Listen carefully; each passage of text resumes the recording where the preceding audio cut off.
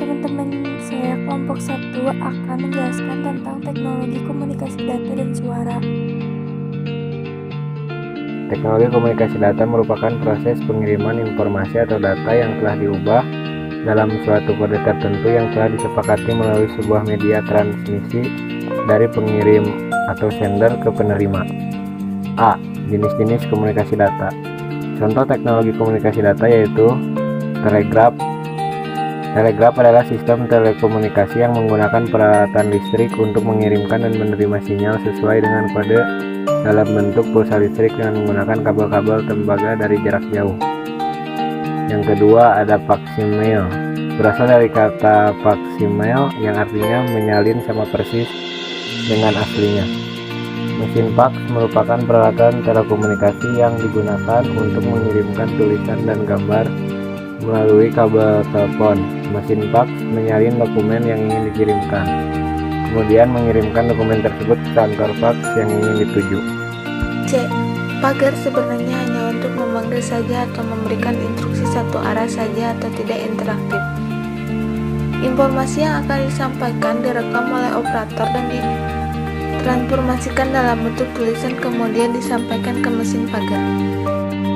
D. Jaringan komputer, email, website, media sosial, dan lain-lain. Komunikasi ini menggunakan media internet dalam berkomunikasi.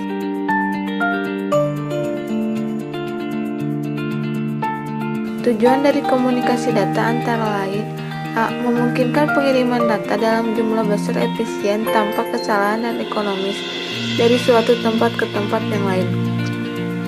B.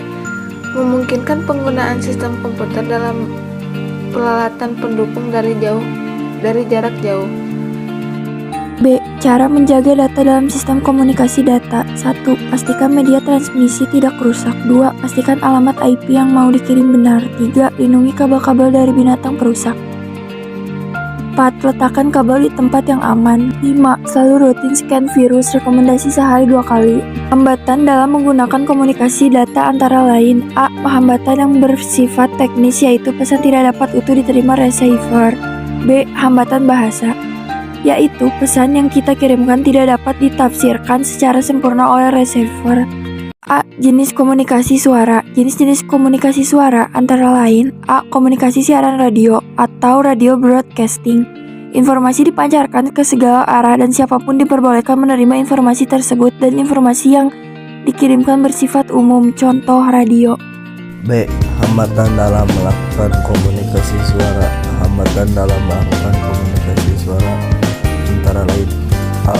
Suara yang tidak dapat diterima dengan baik karena pengaruh sinyal. B. Suara menjadi berbeda. C. Ciri-ciri komunikasi suara: 1.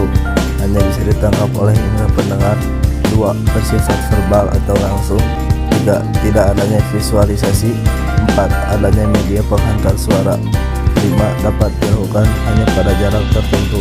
D. Syarat komunikasi suara. 1. Pengirim atau transceiver. Transceiver adalah pihak yang mengirimkan informasi, misalnya pesawat telepon, telex terminal, dan lain-lain. Tugasnya adalah membangkitkan berita atau informasi dan menempatkannya pada media transmisi. 2. Media transmisi.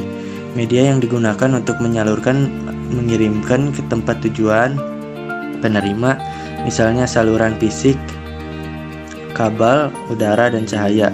3. Penerima receiver. Pihak yang menerima informasi, misalnya pesawat telepon, telex, terminal, dan lain-lain. Tugasnya adalah menerima berita atau informasi yang dikirimkan oleh pengirim berita.